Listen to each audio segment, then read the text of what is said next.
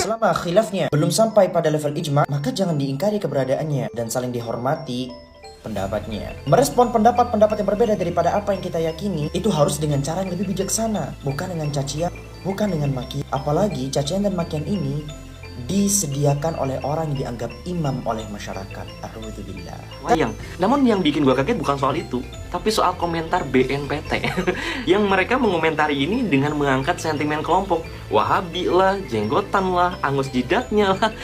Apa narasi ini perlu? Kan nggak perlu gitu loh.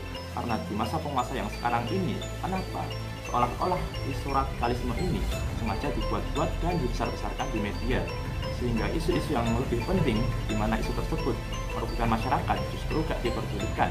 Assalamualaikum warahmatullahi wabarakatuh. Alhamdulillah kita bisa jumpa lagi di video kali ini. Semua apa saja and welcome back to my channel. Oke sahabat Filah, pada video kali ini kita akan reaction video viral para konten kreator TikTok tentang polemik wayang dan Ustadz Khalid Basalamah. Berikut videonya. Jadi gue adalah orang yang nggak menolak wayang sebagai media dakwah, bahkan cenderung ya nikmatin sih.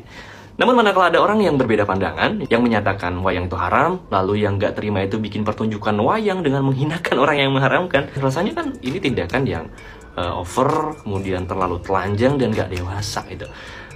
Kalau gue dalami persoalan ini, pertama nih ya, video yang dilaporkan, yang dipermasalahkan, itu diupload beberapa tahun lalu gitu, dalam momen ketika menjawab pertanyaan jamaah. Dan beliau secara langsung itu tidak mengharamkan. Beliau menyarankan agar menjadikan Islam sebagai tradisi. Jangan menjadikan tradisi sebagai Islam. Monggo bisa dicek lagi. Yang kedua, sepemahaman gua nih ya, perbedaan pandangan ini kan terkait bagaimana seorang ustadz melakukan istinbat hukum. Memahami dalil, memahami fakta. Nah terkait wayang ini kan ada perbedaan pandangan dalam soal membahas menyerupai makhluk yang bernyawa. Yang satu tegas mengharamkan, yang satunya membolehkan karena beralasan wayang ini didesain tidak menyerupai makhluk, gepeng bentuknya, dan hanya ayang-ayang atau bayang-bayang, makanya disebut wayang. Namun yang bikin gua kaget bukan soal itu, tapi soal komentar BNPT yang mereka mengomentari ini dengan mengangkat sentimen kelompok. Wahabi lah, jenggotan lah, angus jidatnya lah. Apa narasi ini perlu? Kan nggak perlu gitu loh. Dan yang ketiga, gue adalah orang yang percaya kalau persoalan benturan relasi antara budaya dan agama itu by design. Karena pada faktanya ada kelompok yang merawat konflik ini agar tetap ada, baik itu ekstrim kanan maupun kiri gitu. Justru yang harus kita curigai, dengan alasan apa video beberapa tahun lalu itu diviralkan kembali di tengah persoalan serius, pindah IKN, kelangkaan minyak goreng, kasus Wadas, ataupun penundaan JHT.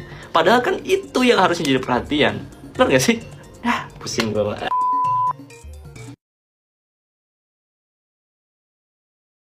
Oke ikhwan Filah, jadi saya sangat setuju dengan pendapat Bang Aap El Karimi ini.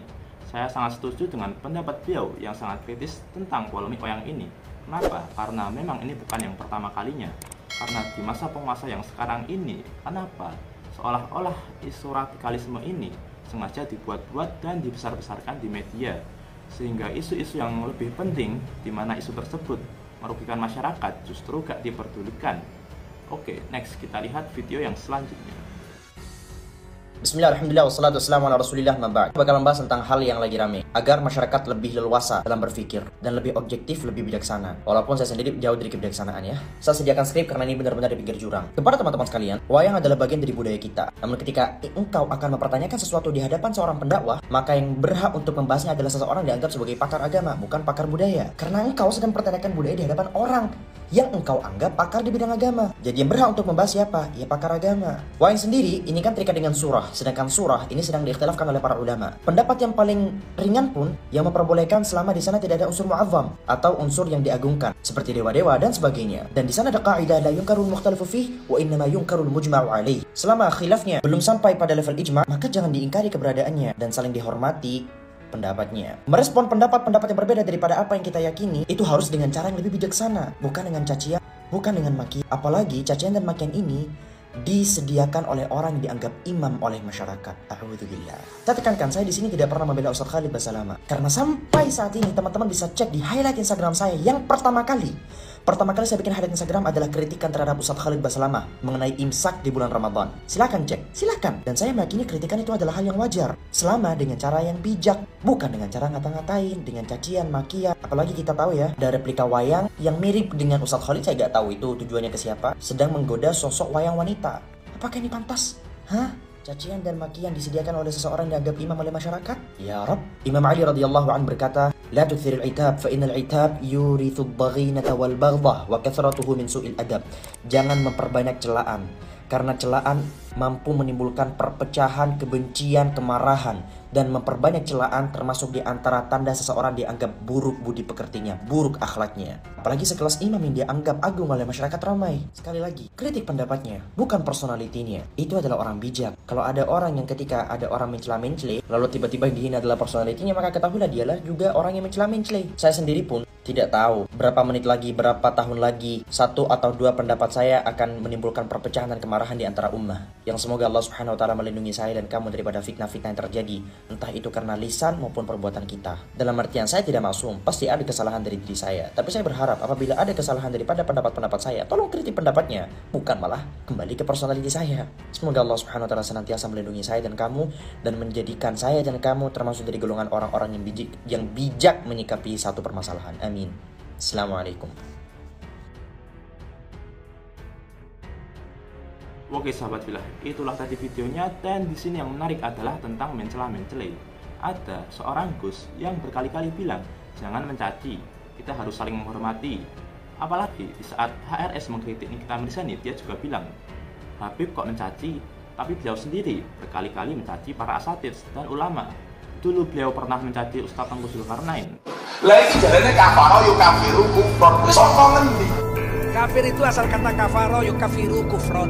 Kalau menggunakan wazan fa'ala yufa'ilu taf'ilan, harusnya kafaro yukafiru takfiron.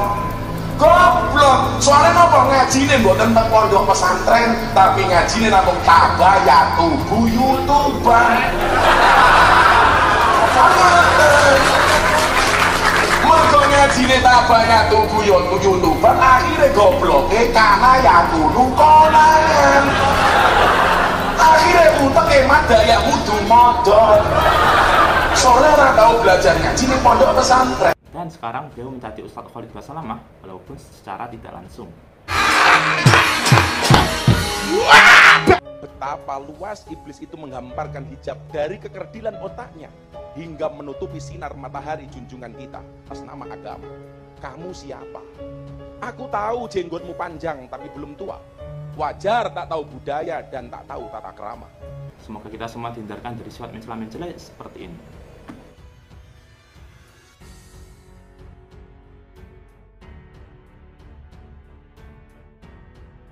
Oke brother dan sister filah, mungkin segitu dulu untuk video kali ini.